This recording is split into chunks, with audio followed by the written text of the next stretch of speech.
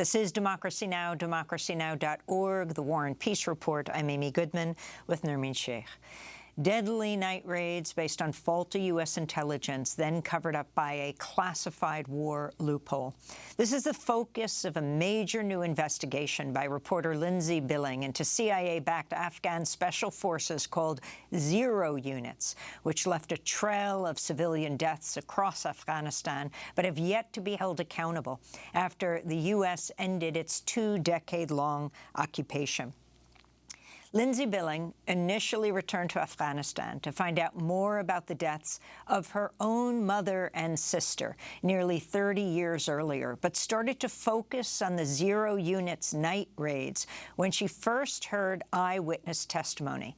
Over the next 4 years, she visited the sites of more than 30 raids in Afghanistan and interviewed hundreds of people, including survivors and families of victims. She also spoke to soldiers inside the Zero Units, who were the men tasked with killing their own compatriots on U.S. orders. In this clip from a forthcoming ProPublica documentary, two of them, Basir and Hadi, describe their work in 2019 in Afghanistan's Logar province near the forward operations base Shank. To protect their safety, their words are spoken by actors.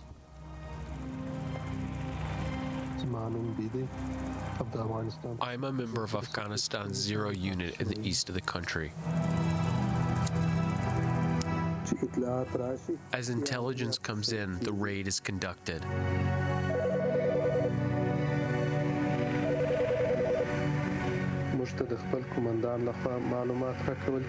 It is our commander who gives us information. We just have the shooting order. Those are two soldiers with the so-called Zero Units in Afghanistan describing their work to reporter Lynzy Billing in her new expose for ProPublica, The Night Raids. She's joining us now from Istanbul, Turkey. She's an investigative journalist who's been reporting on Afghanistan since 2019. Born in Afghanistan, she is a British journalist. We welcome you, Lynzy, to Democracy Now! Can you talk about, lay out the findings of your piece, just who these Zero Units are, and in fact, you going there not exactly to investigate this story, but actually your own family and what happened to them? Yeah, thank you for having me. This story really started in early 2019 when I went back to Afghanistan to look into my past and what had happened to my family. And it was in Nangarhar province in the east of the country where I'd met a distant relative, and I was investigating the deaths of my mother in a raid there that had happened decades earlier, where I met a woman called Mazala. And she was a widow, and she was in her 50s, and she was by herself because she was telling me this story of a night raid that had killed her two only children. And after meeting her and seeing this, she was just at a complete loss as what to do. And she really kind of turned to me as a foreigner to help her try understand what had happened to her sons. And so after hearing her story, I just felt this huge responsibility to look into who was conducting these operations in remote and rural areas of Afghanistan. And that's when I kind of stumbled across the Zero Units, which are squadrons of Afghan special forces who were trained and funded and equipped by the CIA, and who were joined on their operations by American Special Operations Forces members also, and at times, depending on the operation, CIA advisors. And these were counterterrorism operations. The Zero Units were sent after perceived threats against the United States. So first Taliban, and in later years, ISKP also. And so I started just hearing more and more reports of people who'd lost loved ones in these operations, and started to realize that they, while at sometimes they were successfully targeting militants, that they were also getting it wrong. And Lynzy, what did you learn about why, when the units were established, how many units there were, how many Afghans and American Special Forces were members of these units, and then explain why you chose to focus on one of them, 02? Yeah, so there's 4 known zero-unit squadrons, and they're based regionally across the country. And as you say, I focused on the O2, which was in the east, in Nangarhar. Their base is in Jalalabad. But they were also going on operations in neighboring provinces also. And I started to focus on the O2 because the more and more reports that I kept hearing of civilian casualties and botched operations, there was just a huge number coming from the O2. And also because I was in Nangarhar initially, and I just felt like there was pockets of Nangarhar that were, at that time when this all started in early 2019, they were not being reached by a lot of media reporters. They were really inaccessible areas, and there was this increase in fighting going on, and it was really a hot spot for these operations. When it started, they were going out nearly every night. So it was really tracking these operations in real time. And that's why I really felt like I needed to speak with soldiers who were inside the O2. And I wanted to understand from them why they were going on these operations on U.S. orders, and why they were targeting their own countrymen. How did they feel when they went wrong? And I mean, these were huge operations. These are, 80 men on a night raid, of which 10 to 12 Americans were often joining, they were telling me, and huge convoys. They had access to air power as well, U.S. air power, and they were so active in Nangarhar, and everyone knew who the zero units were. They knew what they wore. They knew how they were very greatly feared, and yet they didn't know who was behind them, or who was compiling the intelligence, who was building these targeting packages and sending them out to target what was turning out to be university students, teachers, and farmers, and so people were really left without answers to what was happening on these operations. And Lynzy, explain, I mean, you actually managed to speak to these two. We played a clip earlier of Basir and Hadi. How did you get them to speak to you, first of all? And what was especially striking to you about what they said in your conversations with them?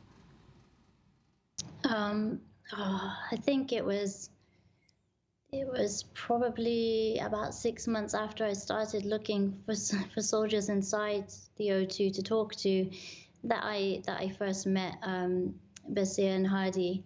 And at first they were hesitant to talk to me. They didn't quite understand why I wanted to talk to them. And I guess over time they began to trust me. And that I did want to hear their perspective on what they were doing, and also their background, which played a big role into why they joined these operations, these units initially.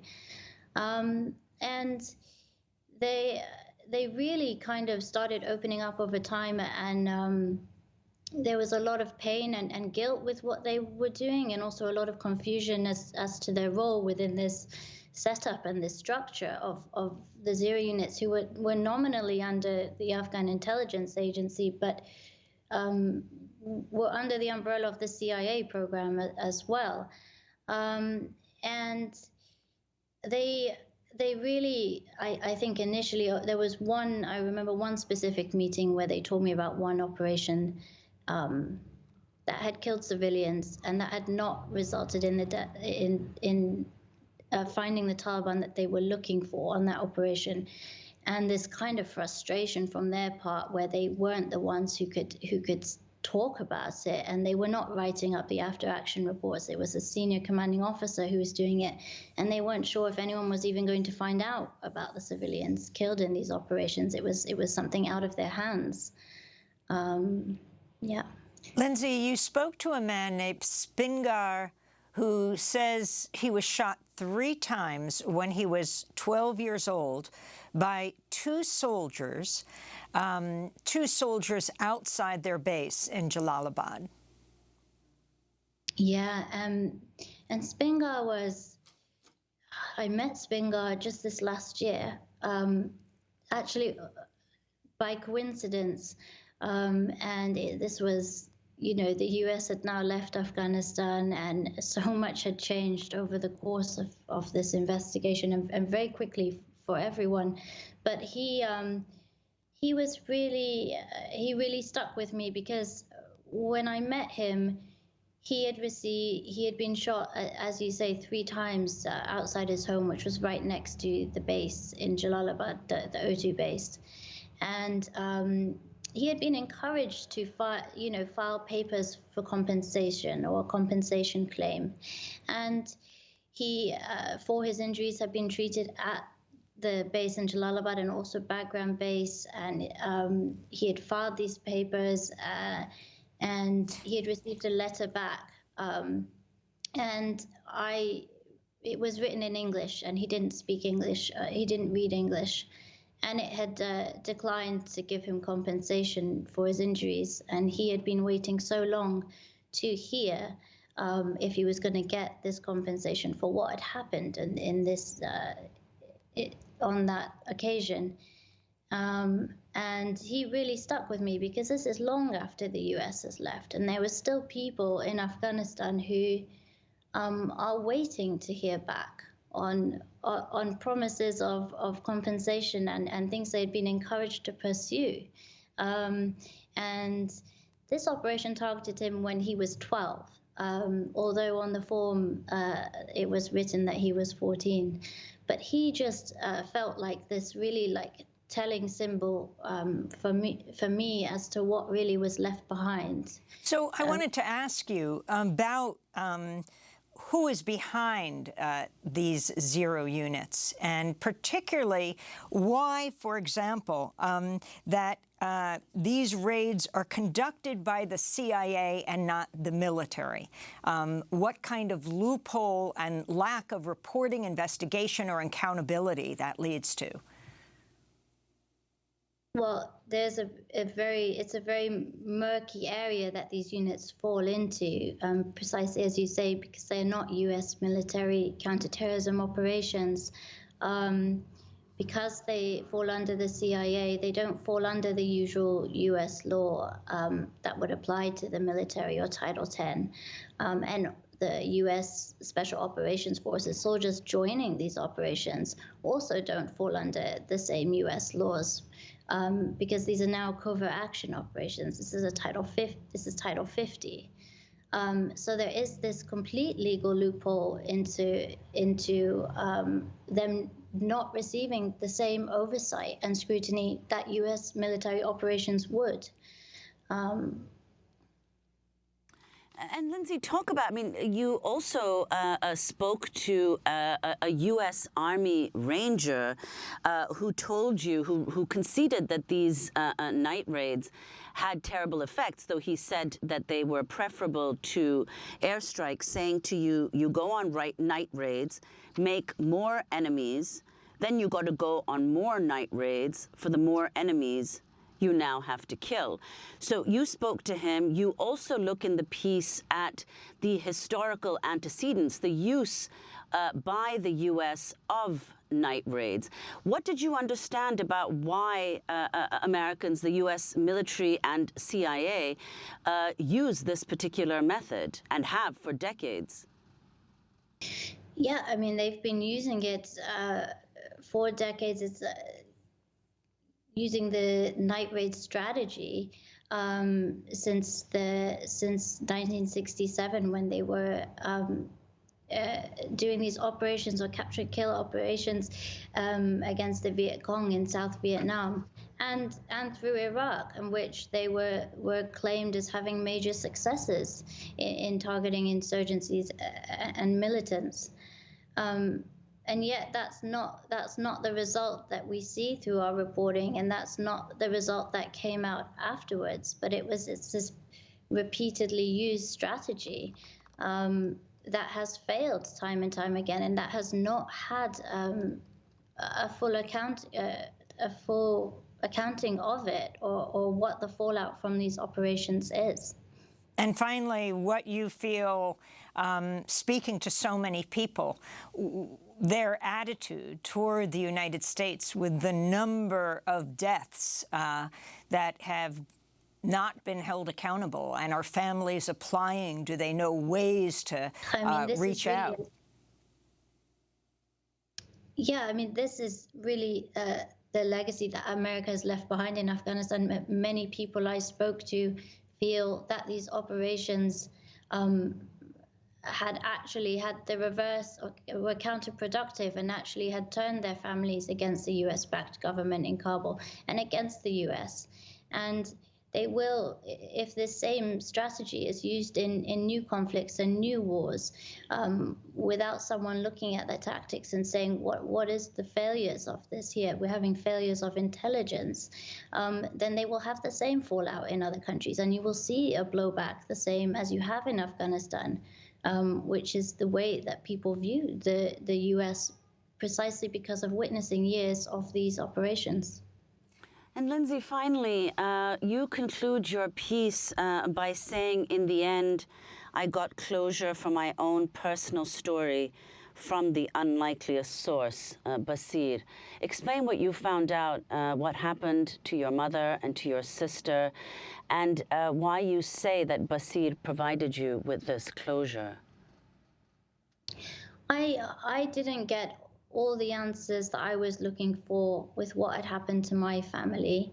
But I do feel, and I think that is really, in part, something that we see in Afghanistan in general, which is that one family's of loss and tragedy is replaced by another as one war bleeds into the next, and it gets covered up. And so what happened to my family was so long ago now, and then what happened with the families I was meeting in 2019 up and, over the last few years was a recent conflict. But I think that with Basir, the reason I felt some level of closure with it was because although he hadn't targeted my family and he hadn't killed them, there was an understanding from him that kind of surfaced over time, and through our regular meetings and conversations over time, this understanding that he had of what the real, true human cost of these operations was, and how everyone was affected, from the families and survivors through to the soldiers conducting these operations also.